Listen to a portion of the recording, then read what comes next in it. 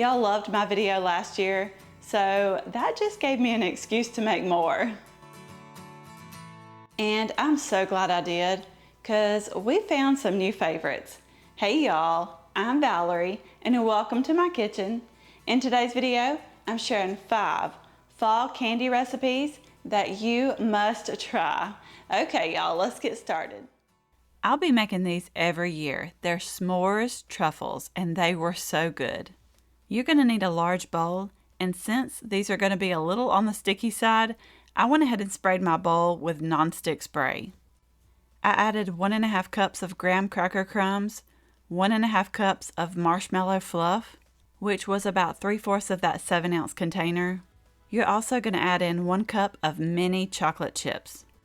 All I had was the regular size, so I used a cup of those, and they were milk chocolate. And I do suggest using the mini size if you can, and I'll tell you why in a little bit here. You're going to mix all this together as best as you can. I ended up spraying my hands with nonstick spray and trying to mix it that way. But that mixture just wasn't holding together quite enough, so I ended up adding the rest of that 7-ounce jar of the marshmallow fluff. This was a little bit of work to get it to mix together, but I finally got it and it was totally worth it. You want this mixture to be able to hold together and shape into balls. And it was a little tricky with those regular sized chocolate chips. They were just too big. You could also finely dice about 6 ounces of Hershey's chocolate bars. Now after you get all that mixed together, you're going to grab a cookie sheet. Mine's lined with a silicone liner, and I used about a 1½ tablespoon size cookie scoop. You're just going to scoop that mixture and roll it into a smooth ball and place it on the cookie sheet. And I had one right here that was trying to come apart, so I had to smush it back together. Now we're going to take these and place them in the freezer just for about 15 minutes to chill. We want them good and cold when we dip them, that way they'll hold together. You'll need to melt down about 10 to 12 ounces of chocolate to dip them in. Oh, and I also crushed up about 2 graham crackers to sprinkle on the top. These are about done, and all you got to do is get you a truffle. I just got a plastic fork and I broke off 3 of those prongs. So you're just going to take that 1 prong and stick it in the truffle and then dip it that way. It'll leave a little hole on the top, but all you got to do is patch it with some chocolate and then sprinkle over some graham cracker crumbs. And by the way, you'll want to sprinkle those graham cracker crumbs or whatever you decide to sprinkle over the top. You'll want to do that kind of quickly after you dip them, or else if you do too many and then try to go back and sprinkle the stuff on the top, it's not going to stick. So I found I do better if I dip 3 and then sprinkle on the top and then continue that way. And you can top these with some flaky salt, some sprinkles, or you don't even have to top them with anything at all. These were so good. That chocolate, the marshmallow fluff, and the graham crackers, they were perfect. This caramel apple fudge had the best flavor. Before you even start on the fudge, go ahead and get your pan ready. I'm using an 8x8 and I lined mine with foil. You're also going to get your caramels ready. You'll need 25 of the Werther's Original Soft Caramels. Go ahead and unwrap them and add them to a microwave safe bowl. You're also going to add 1 tablespoon of heavy cream to them. Don't melt them yet, just set them aside. Now over to the stovetop in a heavy bottom nonstick pot. Add 2 tablespoons of butter and 3 packets of spiced apple cider drink mix. Also 2 tablespoons of heavy cream and a pinch of salt. I've got my heat set on medium-low, and you're just going to whisk it until that butter has melted and that drink mix has dissolved. When that's ready, you're going to add 1 can of sweetened condensed milk. Whisk that together and then add in 3 cups of white chocolate chips. And the recipe did say to stay away from the generic white chocolate chips. It'll mess up the texture of the fudge, so I used the Nestle Toll House. And just continue to cook it on low until those white chocolate chips are completely melted. Now I went ahead at this point and melted my caramels in the microwave in 30-second intervals until they were completely melted. But this is going to take some time to melt down, so be patient. I was just thinking it wouldn't take that long. So right before all this is ready is when you'll want to melt down your caramels. When that fudge mixture is completely smooth and combined, you can go ahead and pour it into your lined 8x8 pan. And this is why I said you'll want your fudge mixture and your caramel mixture ready at the same time, because they'll swirl together a whole lot easier that way. By the way, if you're new, I would really love to have you here. Go ahead and hit that subscribe button down below. That way you get notified of all my future videos. Okay, after you get that fudge in there and spread out, you're going to evenly drizzle over that caramel sauce. And it doesn't have to be super perfect because we're going to swirl all this together. So I'm just using a butter knife, and I did swirls horizontally and then vertically. And then I kind of went a little crazy and got swirl happy. And I almost swirled it too much. You want to be able to see the swirl pattern, and I just about mixed all this together. It is not going to mess up the taste though. My presentation just wasn't quite as pretty. They were still cute though. I refrigerated this for a few hours until it was completely set. And looking here now, my swirls turned out not too shabby. I just wish I would have stopped swirling about 30 seconds earlier. This was one of the most flavorful fudges I have ever had. Now I will say they are super sweet. So make sure to cut them into tiny pieces, but that apple cider flavor was just it. This fudge set perfectly. It was rich and creamy, and we all loved it. I decided to make this pecan pie bark, but I added a little something extra. Okay, and here's the extra that I added. You're going to grab a cookie sheet. Mine's lined with a silicone liner. And you're going to lay down 12 sheets of graham crackers. You'll want to put them all the way up against each other. Now I'm going to set that cookie sheet aside and melt this chocolate. In a large bowl, I added an 11.5 ounce bag of Hershey's milk chocolate chips. I melted those in the microwave in 30-second intervals until they were completely melted. Just make sure you don't overcook them or they'll burn. Now after that's melted and all smooth, I added in an 8-ounce bag of the Heath milk chocolate toffee bits. You can also use the regular toffee bits, either one is going to work. Now use a spatula to just kind of fold all that together until it's completely combined.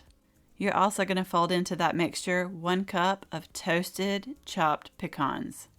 Then give that another good mix. Now it is time to assemble. You're going to grab your cookie sheet with those graham crackers on it. You're going to grab that chocolate Heath pecan mixture and you're going to dollop it evenly across the top. This will take a little patience to spread out, so it's easier if you dollop it on evenly. I just grabbed my offset spatula and I started trying to spread it out, and those crackers started moving a little bit, so I decided to do something different. You're going to hold down a cracker, so I held down that graham cracker on the left. So grab your spatula and reach to the other side and pull that chocolate mixture towards the cracker that you're holding down. Spread that chocolate all the way to the edges. Then you're going to sprinkle over a 1/4 cup more of chopped pecans. And make sure you press down on those pecans while that chocolate is still melted, just so they'll stick. I did refrigerate it for about 30 minutes until it was completely set. Now the original recipe was just the chocolate, Heath bits, and the pecans spread out on a cookie sheet, chilled, and then broken to pieces. But I was so glad that I poured that mixture over graham crackers and did it that way. It added flavor and they broke into pieces perfectly. So I do highly suggest using those graham crackers. These were so good. These Biscoff Truffles are one of my favorite truffles of all time. In a large bowl, you're going to add in 1 cup of Biscoff cookie butter. This stuff is delicious, by the way. You're also going to add in 6 tablespoons of unsalted, softened butter. Oh, and also add a 1/2 teaspoon of salt and 1 teaspoon of vanilla. Then you're going to use your electric mixer to mix that until it's well combined. Now you're going to take about 13 Biscoff cookies. I put mine in my food processor, and you're going to ground them into fine crumbs. You'll need about a cup of those finely ground cookies. You're also going to add in 1 cup of powdered sugar. Then use your mixer to mix this until it's very, very well combined. This mixture is going to be a little on the soft side, but that's okay. Y'all will have to let me know what your favorite truffle is. Of course, the peanut butter balls are always a classic, but is there something different that y'all like? Now you're going to grab that delicious Biscoff mixture, set it aside for just a second. Get your cookie sheet out. Mine's lined with a silicone liner, or you can do parchment paper. I used a 1.5 tablespoon size cookie scoop, and you're just going to scoop some of that mixture and roll it into a smooth ball and place it on that cookie sheet. I ended up with 35. Now I'm going to place these in the refrigerator to chill for about 30 minutes. If you can chill them a little bit longer, that's even better. I found that the colder these were, the easier they were to dip. You can go ahead and melt down 12 ounces of white chocolate chips, or do like I did and use the vanilla almond bark. I also crushed a cookie or two to decorate the top, but you don't have to mess with that if you don't want to. Okay, now I'm using my trusty 1-prong plastic fork method that I learned from y'all. Just stick it in that truffle, and then you're going to dip it in white chocolate and then sprinkle it with cookie crumbs. Oh, and I found that the softer this mixture got, the harder they were to dip. Or I'll say the harder they were to stay on that fork. So I ended up putting them all back in the refrigerator, and I pulled out only about 10 at a time. I'm going to show you up close here, or try to show you up close. And I'm telling you, they don't have to be perfect. You can use a fork. You can just use a spoon, toss them around in that chocolate, and slap them on the cookie sheet. And if you're nervous to dip stuff in chocolate like this, I found the easiest thing to use is the almond bark. And you can see here, I just let it slide very slowly off the fork there. And it's going to leave a hole on top, but just stick that fork back in the chocolate and just dab it on top just to cover up that hole, and then cover it with cookie crumbs.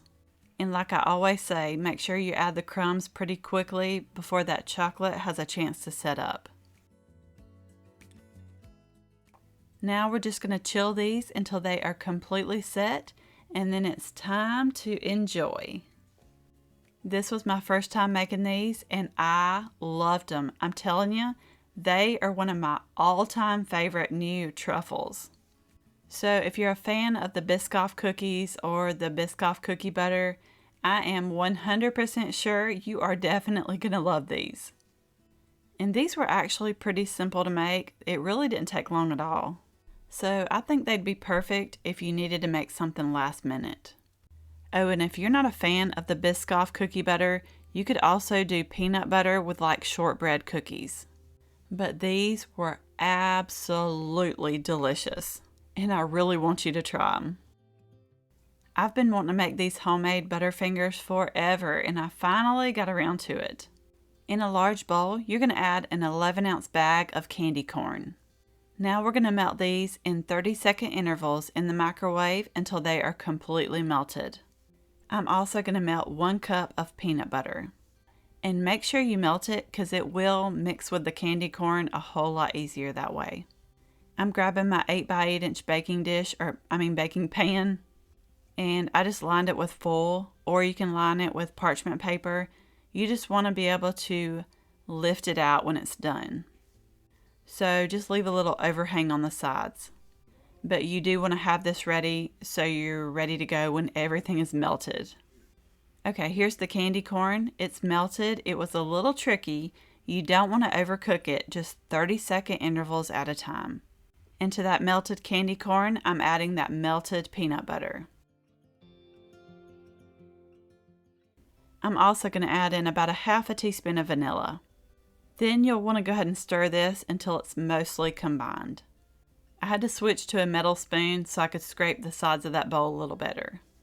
Now this next ingredient is the key to making them taste like, or I should say, having the texture of a real Butterfinger. Now you're going to add in 1/2 cup of crushed cornflakes.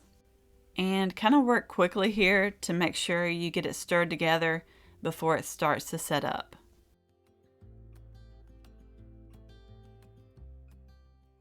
You're going to grab your lined 8x8 pan and go ahead and pour in that Butterfinger mixture. After you get it in there, you're going to press it out into an even layer.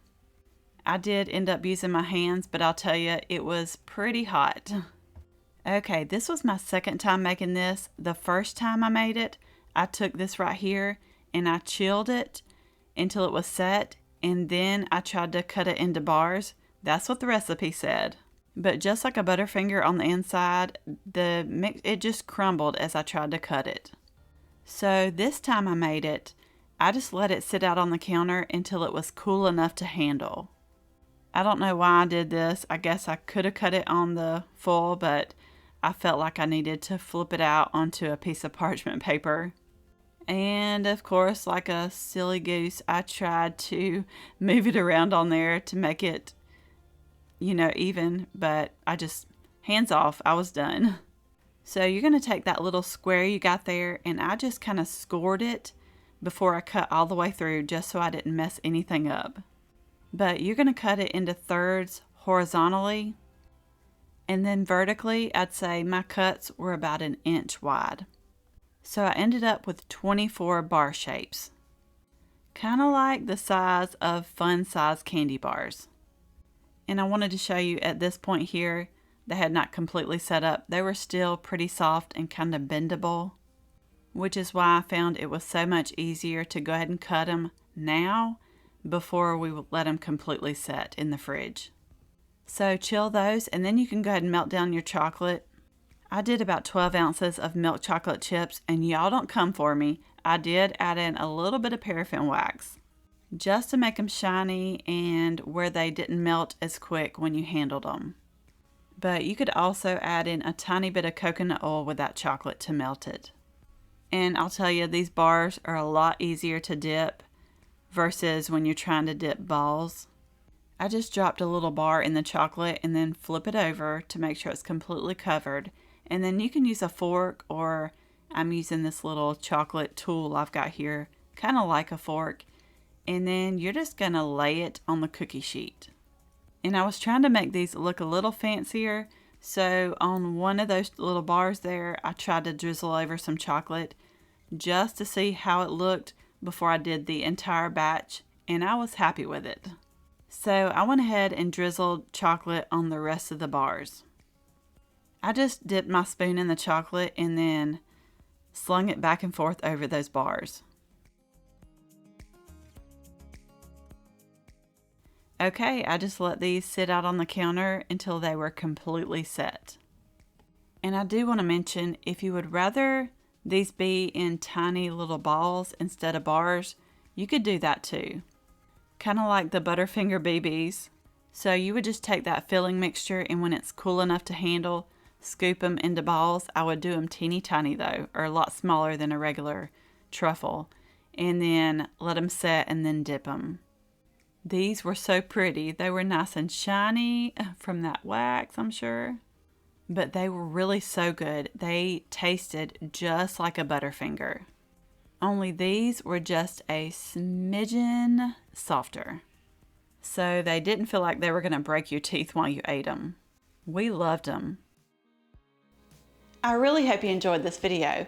Don't forget to subscribe down below for more easy recipes, and I will see you in the next one.